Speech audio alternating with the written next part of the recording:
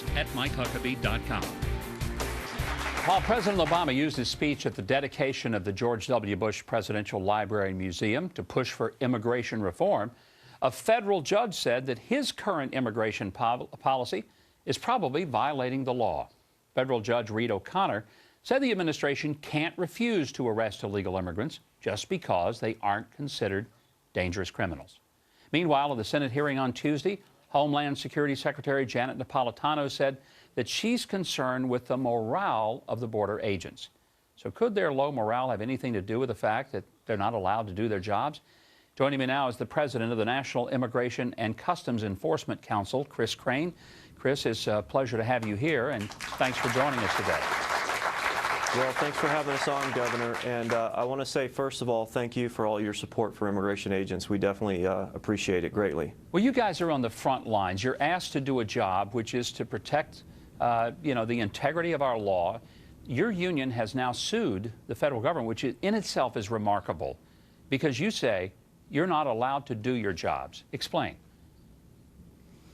Well, there's a lot going on. I mean, I think the first thing I have to say is that the American public is being misled by this administration with regard to the interior enforcement of our nation's immigration laws. Our ICE agents who work 50 states, Guam and Puerto Rico, we pretty much have our hands completely tied by this president.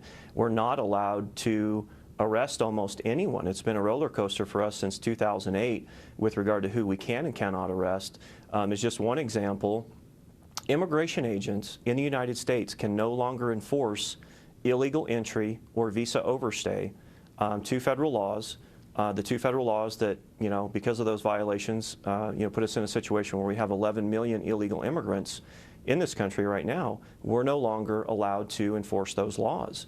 ICE agents can no longer make street arrests. If we see an illegal alien or someone we suspect to be an illegal alien on the street, if we believe that person to be a gang member or a criminal, we're not permitted to make an arrest of that illegal alien. We're under orders to wait until that person commits a crime, is arrested by another law enforcement agency, and is then placed in jail. Chris, you've actually been told, and other ICE agents, to not arrest these people. That's an order given from above, and let somebody else arrest them, and you only get involved if another law enforcement agency has first taken action?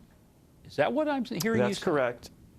That's absolutely correct. That's unbelievable. I couldn't, absolutely. And it gets worse from there, Governor. So now we're restricted to enforcing our nation's laws inside of jails and prisons. As an ICE agent going into a jail, it's not enough to be in the United States illegally, once we encounter one of these individuals. They also have to have been convicted of 3 or more crimes for the immigration agent to make an arrest of this illegal alien. The president, of course, has also established his own DREAM Act, which did not pass Congress. So when we go into these jails, we apply this DREAM Act not to kids in schools, but to adult inmates in jails. And when those adult inmates in these jails tell us that they went to college or they went to high school or they have a GED, we are required under the president's policies to take their word for it. No investigation, no requirement for them to provide us proof. And our officers and agents are then forced to let these criminals walk out of these jails solely based on their word. Chris, I'm an American citizen. And if I'm arrested or suspected of a crime, I can't just say, I'm a good guy, you can trust me, and somehow the law enforcement officers say, okay, we'll take your word for it. You really weren't speeding, or you really didn't pull the trigger. This is amazing. I can understand why your agents are upset, but let's take this to the next step. You didn't just complain, you're not just talking to me. You've sued the federal government. There's a lawsuit between your union and your bosses at the federal government, and you're asking now for what?